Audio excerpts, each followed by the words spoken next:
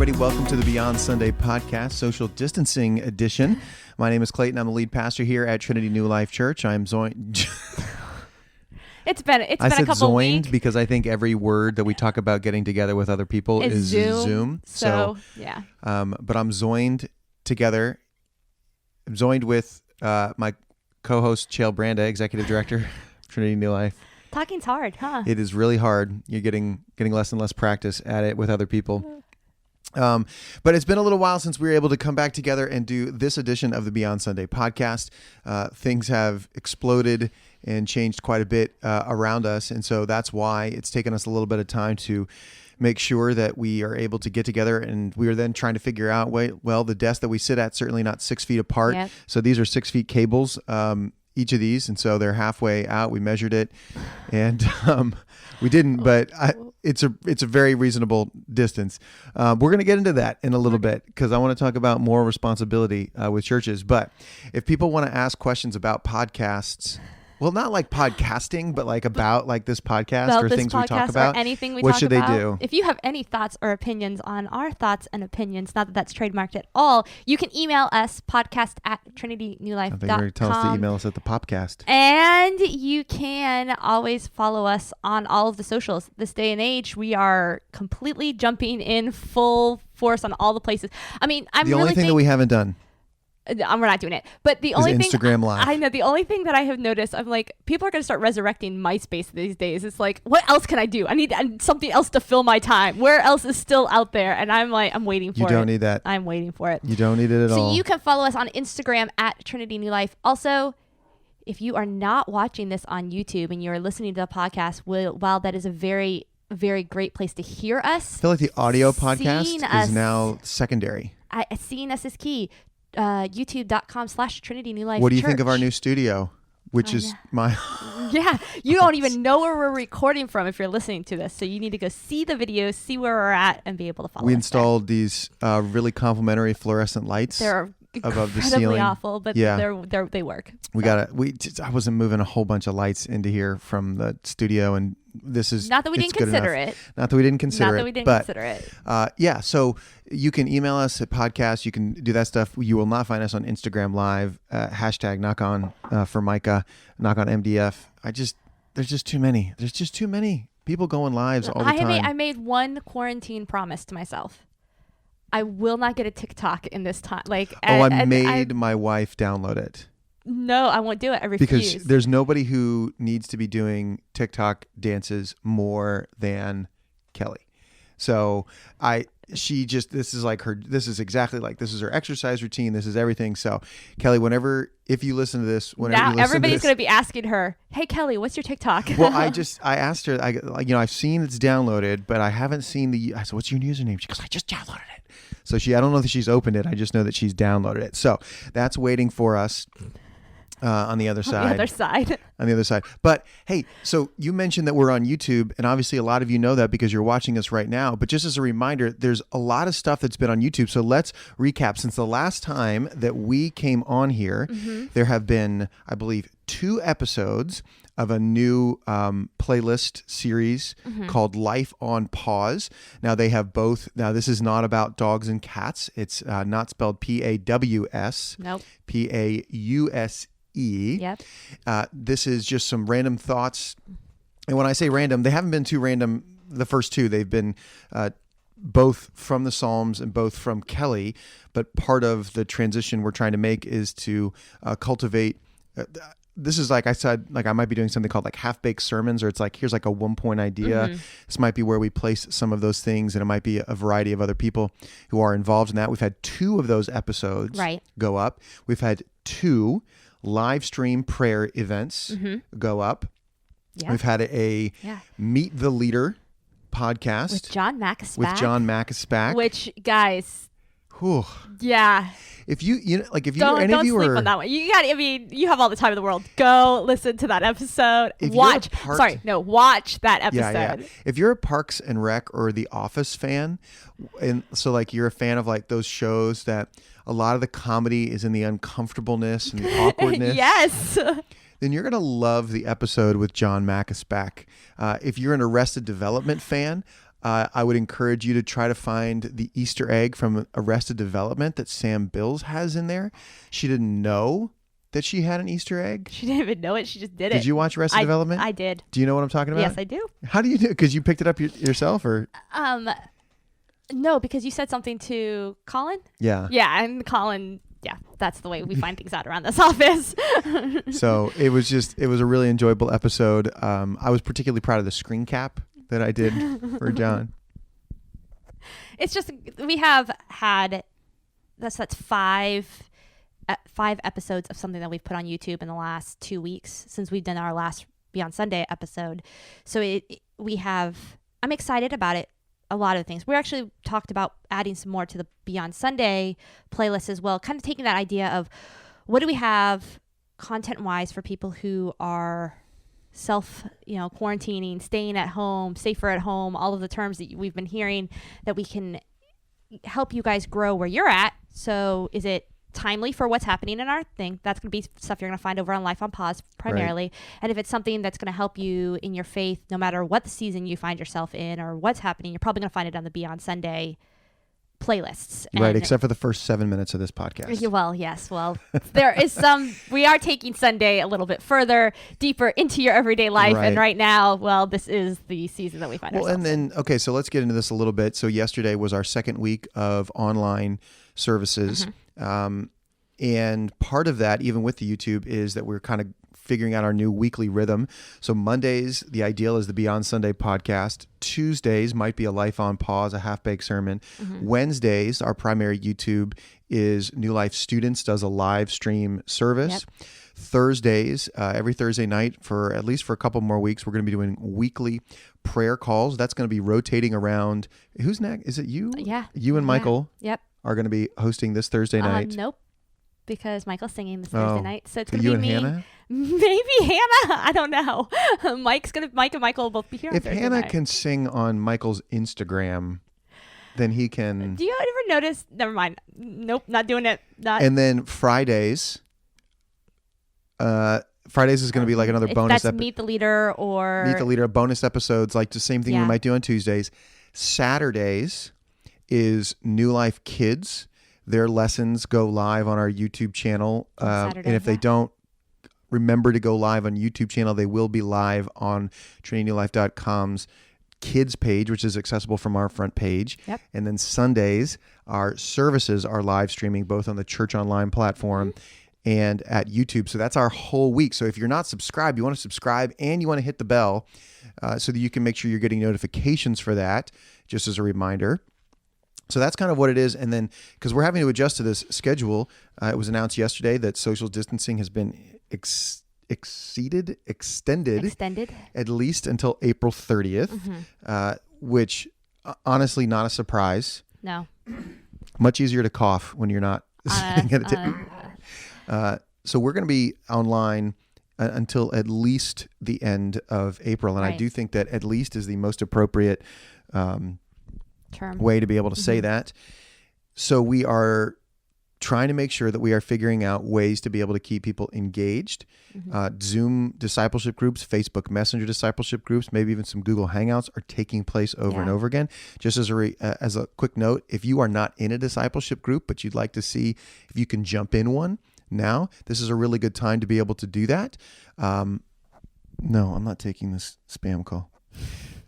This is a really good time to be able to do that. Not only are groups opened up a little bit more because they're not restricted by physical space, but we also have some additional groups that are able to be started because they're going to be online only. You can email groups@trinitynewlife.com to say that you'd like to be able to sign up for one of those. So we're navigating this whole thing. Yeah. It's been a crazy... Yeah. I had several people actually... Kudos to our listeners who are like, where's the Beyond Sunday? Like, is there an episode? I'm missing the episode. I was like, guys, we needed to take a week to be able to adapt for the new expectations, the new guidelines, the new... As Michael Scott would say, adapt, react, readapt, act. There you go. To get all this stuff done. Feeling like. It's really I've sent so many emails in the last week where my last sentence has to say something to the effect of, even as I hit send on this information might be out of date. So it's basically a press conference on a daily basis. Exactly. So getting that last week, really being able to take that and adjust for kind of what the new rhythms for us. I mean, even our office rhythms are completely all over the place because we share office space. So in order to properly social distance, able to give people the access to the building that they need and the time that they need to get in here to do their work, we're all on differing schedules. And to be able to get everybody access to the cameras that they need, since we have a limited number of cameras. Our building calendar has now become our Zoom digital calendar, our digital calendar of all of the things. It's taken last week to really reset. I know that going into this week, I'm hoping that you guys are gonna find more content in all of the right places, that we're gonna be able to sit down and figure a good schedule and rhythm just for all that stuff too. Yeah, the Beyond Sunday podcast, I mean, will still be a little bit longer, but the Life on Pause and some of the other stuff that we'll put on Tuesdays and Fridays, unless it's a Meet the Leader, is intentionally designed to be shorter and more bite-sized. Right. Because people, this was originally an audio podcast where there was a lot more meandering, and we're trying to keep it a little bit tighter. We know as more and more people are watching on video, but we want to make sure that we are also not just kind of glossing over and kind of hitting on multiple topics. Let's just do a little bit from the sermon yesterday. I think the biggest thing, I threw out the end of the decade. You didn't throw it out. I didn't throw it out. I put it in the drawer. Right. I don't have drawers. I could turn around. You could see my desk. It has no drawers. Put it in the drawer, and we'll preach it whenever we get back at some point. And it had really been kind of wrestling with how far you take this, and I really think it through. I think through application a lot. And I think it's tough just to come up with a message. You can come up with a true message, but this is like an unprecedented time how many times, I'm going to say unprecedented, in our whole everything, this is an unprecedented time, and how you apply the message becomes much, much harder. So trying to make sure that you're giving messages that aren't like, well, this is true, but it's not really helping me where we are. Kelly and I have been having a lot of discussions. She was encouraging me to kind of go back through through Philippians, and then kind of pulled on one string, and then that opened up a bunch of stuff. And so basically now through, I think, May 24th, I've got a series of messages and focuses that I feel really comfortable with. Even if things change, like I feel like they are very, very true. Regardless, but they're not ignorant and not generic, that they don't engage the current circumstances that we find ourselves in. I feel like that's the phrase people are using over and over again too, is current circumstances. But yesterday's main emphasis was the idea that we can actually do all things through Christ who gives us strength, which is an actual way to be able to use that message. And the big emphasis of that was that what God is, I think, really doing right now is he is separating out people's life and lifestyle. Right. And people are really learning the difference of what those two things mean. That's a lot of the feedback that I've gotten of that point hitting the most. And that, I think it had been, this germination was one of the first things I feel like I had thought of, that and the fear over faith, or faith over fear. See, I do it all the time. But as soon as I started hearing that, I knew it was true, but I knew that you got to really think about, like, what's the way it's being applied. So that's kind of like, that was just a real quick recap. And I think we have to still continue to press into this idea of asking, am I asking for this because it's my life, or am I asking for this because it's my lifestyle? And God may not be there to continue to maintain a lifestyle for us, but it doesn't mean that we are going to lose our new life in Christ. I think we find ourselves faced with these kinds of moments and these kinds of situations and circumstances. Our immediate reaction is to go, I just need everything back. I just put it back normal. Like, let's get that. But as we've been seeing, even with the announcement from President Trump last night about extending social distancing at least through April, we're realizing that going back to what it was is something very far away right now. And they say that it takes 30 days to create a habit, and we'll be in the social distancing for more than 30 days. That what new habits are you developing? What new, to be in a place where you're like, I just want my lifestyle to go back to normal. But what we're saying, we're like, I want my life back. I want my life back to these things. And to be able to take those two words and separate them and understand that the life that you have in Christ is far Right. different from the lifestyle that we have been accustomed to. And our lifestyles can change. That the way that we look at things, the way that we handle things, the way that we communicate through things, that is something that we change all the time. You don't live your life now the same way you lived your life 10 years ago. You Right. don't live your life, like your lifestyles change. This has been a degrading Right. as opposed to an advancing. Exactly. 10 years ago, well, you probably had an iPhone 10 years ago, right? Probably 10 years ago. 10? Yeah. Yeah, you definitely had an definitely iPhone. had an iPhone. So 10, 15 years ago, you didn't have the iPhone. 25 years ago, 25, 30 years ago, you didn't have the internet. Most of everybody has been complaining. There's a book. I can't remember what it was called. But this is like Louie CK has this line, disgraced comic Louie CK has a line of like, everything's great and nobody's happy. Mm-hmm. And if you really look, for as much as we wanted to complain about things, everything's actually been getting better. Everything is way better. Mm-hmm. We just recently watched, like we were skipping around at the beginning of Captain America, Winter Soldier. Mm-hmm. And there's the first conversation he has with Anthony Mackie, who plays Falcon, where he says, I'm sure you missed the good old days. He's like, well, polio, that wasn't great. We used to boil all of our food. Internet, so helpful. And it's just kind of like when you really look at the age, like things have Right. always been getting better. And then so when we talk about a change in lifestyle, it's always been actually that things are getting better. Mm-hmm. Now there's a restriction. Now there's a Mhm. degrading of our lifestyle. I can't hug the people I want to. I can't go where I want Right. to. Economics are being restricted and lowered. Like, I'm not trying to make light of that, but that's why I think there's been such a stark contrast, because in our generation, Americans have not experienced a war, and there hasn't been a war on our shore since the Civil War. Mm-hmm. So that's the last time that I think you would really look at something and say, this is the type of degrading and restrictive lifestyles that we would have. Mm-hmm. I mean, even like after 9/11, the whole thing was, keep going shopping, Right. or the Go out terrorists and do went- things. Go out and do things. Go out and do things. and that was yeah. almost the way we fought back.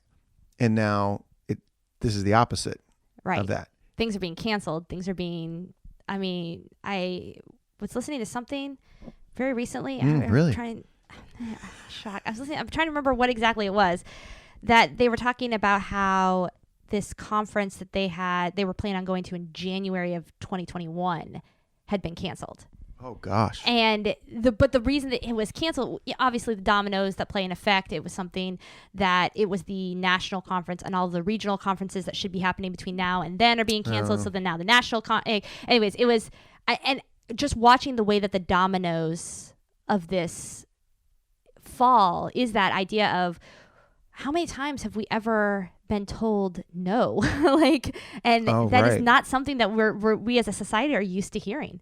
We're not used to being told. We're adults. Like, for the most of our part, we get to make the decisions. We can go where we want to go. We can do what we want to do. 10:30 in the morning. I want to have a piece of cake. Sure, You why can actually have not? it. But now you're being told, well, no, you can't have cake because Publix is out of flour, and you can't buy it, and you can't make it, and sorry, there's only already 50 people in the store. You have to wait. You can't even go inside right now until this is done, or these people have come out. And we're seeing that more and more. Yeah, I think the long term is the harder thing, Mm-hmm.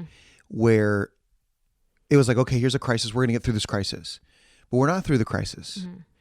And I was having a conversation with a pastor friend yesterday of even trying to think about, like, how will we know? Mm-hmm. And this is like a little bit of a nerdy thing, but I'm sure everybody at this point has heard the term flatten the curve. And, there's a line that here's what our medical It's a community, very straight line. If you're watching the video, I'm very here's what our medical community can handle in terms of response to this right. virus. Now it is a straight line. I would say that there's a chance that it might be going down. If supplies are not being maintained, then that line actually starts going down. And if the number of cases goes up, and so it's like, it feels like until there is a safe distance between here's what we can maintain and here are the number of cases, and that doesn't keep spiking up and down, that's when we'd be able to say, hey, we're kind of back to normal. Now, Right. you guys know my background in Quantum physics. and world economics. I actually took an economics class in college, and I withdrew. I was like, I don't like it. Now it was micro, not macro. And I'm a little bit broader of a thinker now, but I was trying to think about this idea of like, okay, well, when will we know, quote unquote? And it seems like, well, people always die. People always get sick, but we always feel like we can handle the response. And right now, that's the big thing, is we don't feel like we can handle the response. We're trying to stop and slow down the number of people getting sick so that we're actually able to work with and deal with the virus and have the medical supplies needed for it.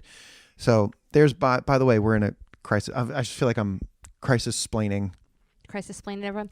Well, then here's what I want you to answer, because we did talk about this separation of life and lifestyle. So because we're taking this beyond Sunday, for those of us who are experiencing the no's, we're in that grieving process of we can't do these things. Yeah. What are some of I was asked this question a couple times yesterday from varying people, like beyond just reading my Bible and praying, because that seems to be whatever. Just go read your Bible and go pray. Like, what are some practical rhythms that you can find yourself in at home that can help work through the grieving and the disappointment that so many people are feeling? I think that you have to, a lot of people have talked about this, of developing gratitude lists. I was talking to my wife and daughter, I think last week, and I said, well, what's the best part of this been? That was going to be the question that I asked you to respond to below. What's the best part of this been? And you go, nothing. No. Find something. Especially, you don't want to say no, especially when, you get next week's message. No. What's been the best part? And they're like, well, I never would have gotten to this. Now, anytime, I feel like everybody gives every caveat. We understand that there are so many terrible things going on around the world. Anytime we try to find the positive, anytime we try to be able to speak about things that that are good, that have happened as a result, nobody is saying we are glad that this happened at all. We are all aware of how terrible this is, but in light of that, what good has come as a result, not as the cause. This is not, hey, these good things have caused this pandemic. It is, look, this has happened anyways. Right. What has been the result of it? And I think finding ways to be able to say, I'm thankful for this. I'm thankful that I'm thankful that I missed church. Right. Now I know. I've read something online today where I think it was the president of our movement, Steve Merle, one of his sons said, this is what people do every week. There's people who choose to do this every week, to go not go to church, to just be to online just be as their at church. home. He goes, this is nothing. Yeah. Nothing like it. And it's so true. And I think that that's what we have to make sure that we're maintaining is, well, what am I thankful for? I'm thankful that I'm getting more time. Like, I feel like, I've gotten more sleep, except for my dog is now like getting up and eating green leaves and like just ralphing like one leaf. He just, you're like, stop eating the green leaves, man. Oh, Bentley. God. Oh. Hashtag Bentley saga. I mean, yeah, none of that is great, but I know Kelly's gotten a lot more out of her devotional time. We've gotten a project done around the house that we haven't before. I think we're more conscious too of like our neighbors. I would tell people, like, one of the things Kelly does a really good job of is when she goes grocery shopping, she plans out the meals. So she buys for the meals. She doesn't just go and grab stuff to grab stuff. She said that even the person, the checker outer, what are they called? The cashier. Yeah, cashier. Cashier. Got it. But it was like, why are you getting all this stuff? She goes, well, I plan my meals so I don't get anything extra. And the woman's like, well, you might be the only person doing that. And we've intentionally found times that we're going to like eat out. So we're trying to figure out what businesses to even support and ways to be able to do that. I think that it's finding little rhythms like that of going, well, I'm going to intentionally, like even this morning, I was encouraging our staff, and in my prayer time, I'm just kind of sitting there a little extra longer, seeing if who God is going to bring to my spirit. Firing off emails, firing off text messages. How are you doing? Thinking about you. I think people have pushed into connection and support with each other in ways that we haven't before. I put a post on Instagram and Facebook yesterday about just kind of really lamenting that we're taking communion alone and doing this stuff. And I think we're having this truth of the necessity of that we need each other being illustrated to us in ways that the presence of the positive, meaning like the preaching of it, really would never illustrate. It's only when it's actually been taken away that absence is making the heart grow fonder. Right. And so I think that's been a benefit, not that it was important, but it's been a benefit of it. So I think you have to figure out those little things. Other ways to reach out to other people in your community. Jordan Hopkins and Christina Hopkins shared a photo yesterday of they were sitting out in their driveway discussing the Bible and talking through things with neighbors. What are ways that you can be more conscious and more connected to the people around you? Yeah. What are the ways that you can be more considerate? Do you need to hoard? I mean, right now, really, like, do you need to hoard? What do you need? And I think people are doing a really, really great job about that because, again, they think they're about to get through it. And so I think when this rolls a little bit longer, I do have more thoughts on the economic and political and, global ramifications of some of these things. That'll be a bonus episode. That's not right now. Yeah. But we're so off. We haven't had one of those awkward, like, oh, who's going moments. Well, if you have more questions. You were started, you're like, you have more. I do. I want to talk about, talk about social moral leadership for churches. We can do that. We've talked about that a little bit. We have talked about that. Do you want me to go on a little bit of a rant and then you follow up? Yeah, because I'll probably clean up whatever you rant on. Okay.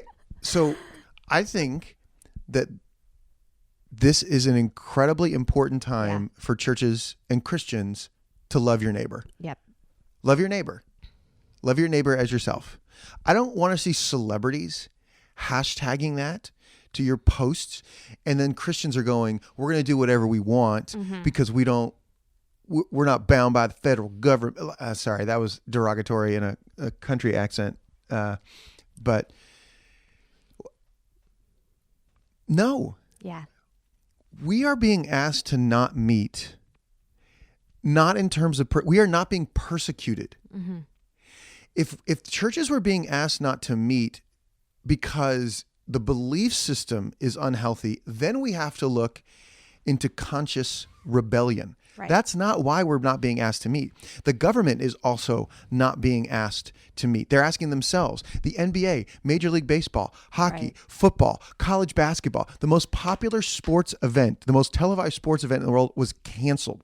So if they're going to cancel all the things that make money, they're certainly going to cancel us. And no, there may not have been as many restrictions specifically outlined on worship services because the government, I think, is nervous to get into the business of telling Christians what they should and should not be doing and how they should and should not be meeting.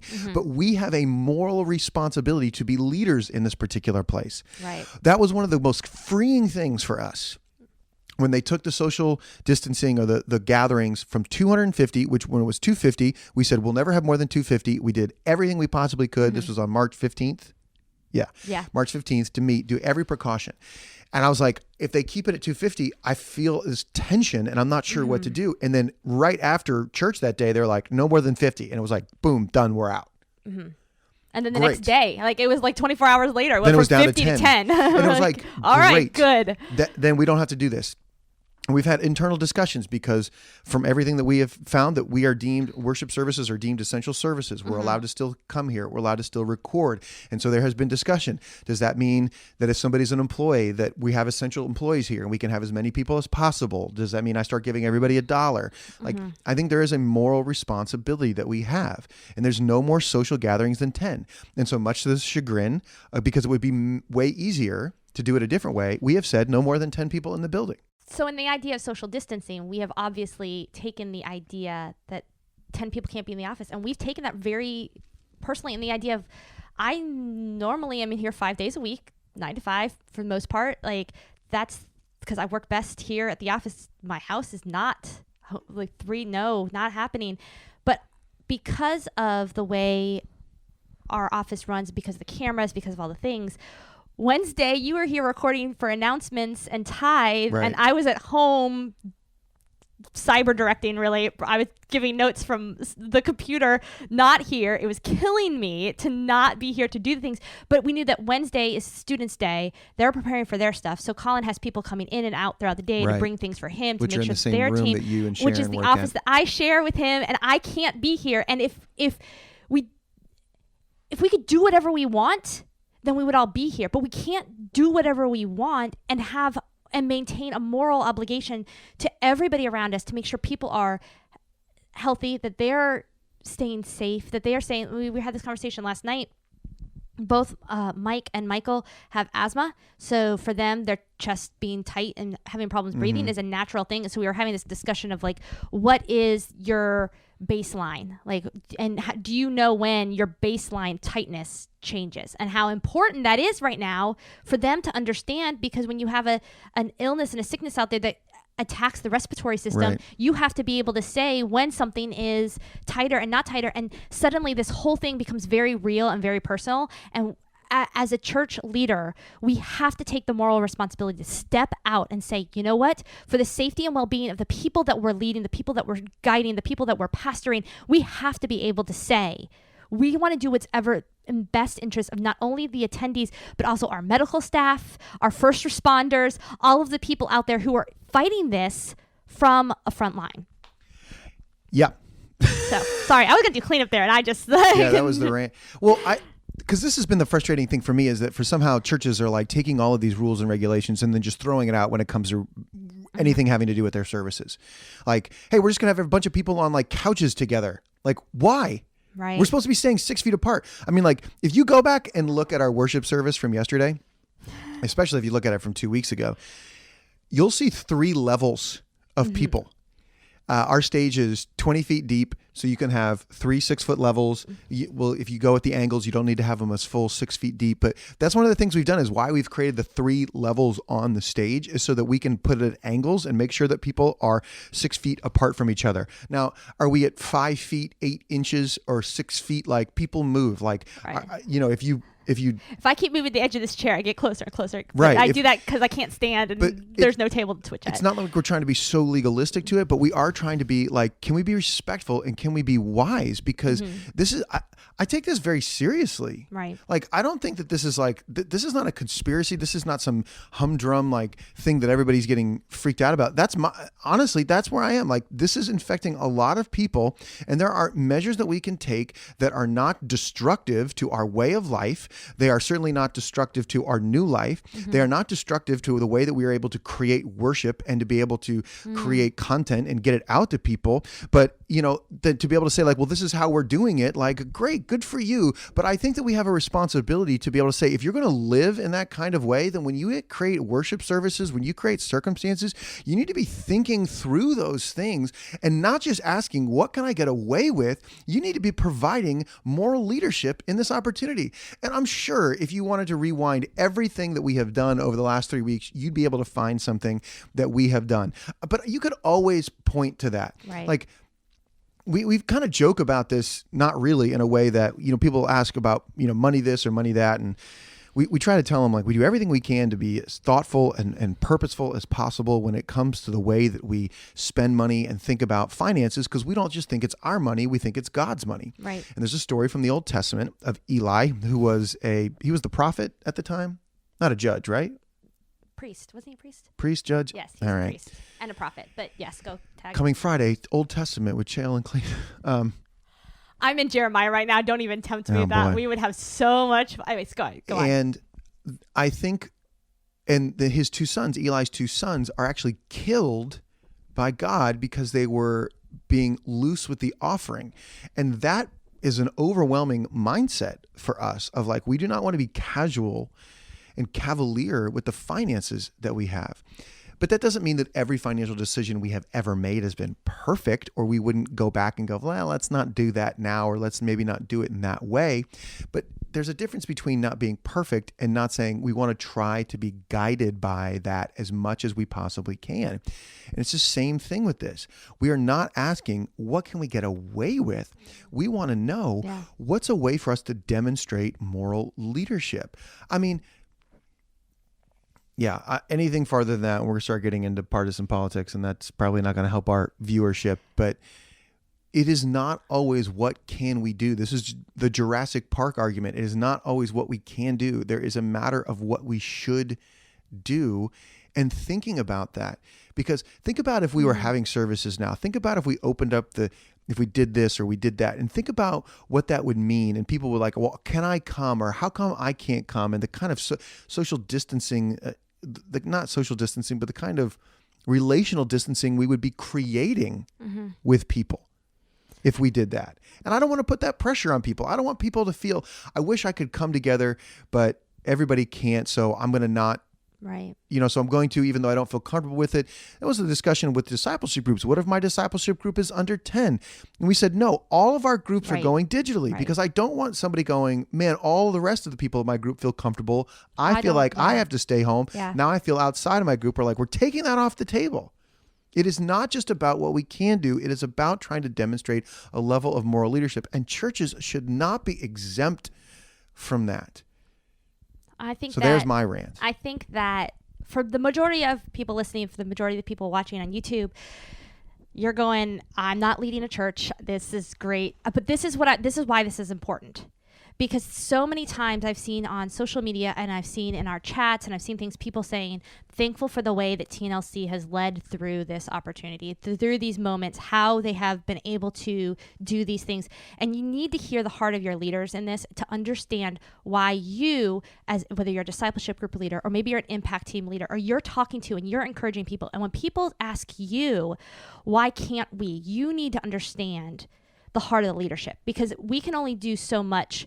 We can set some standards. It's been very easy to follow a lead pastor who's been able to say, hey, this is the expectation that I have. This is the level. It makes decisions so much easier to go, okay, we can't do this, so we're going to do things this way.